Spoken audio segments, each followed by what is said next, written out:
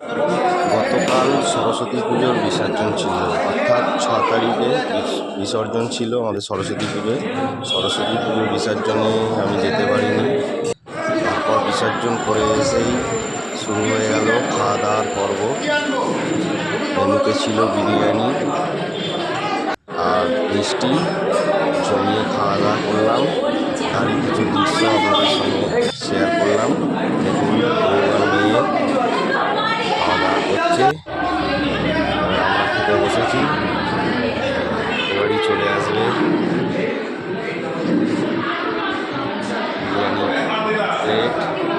বিরিয়ানি সমেত। সরস্বতী পুজোর বিসর্জনের পর খাওয়ান দাওয়ানের পালা চলছে।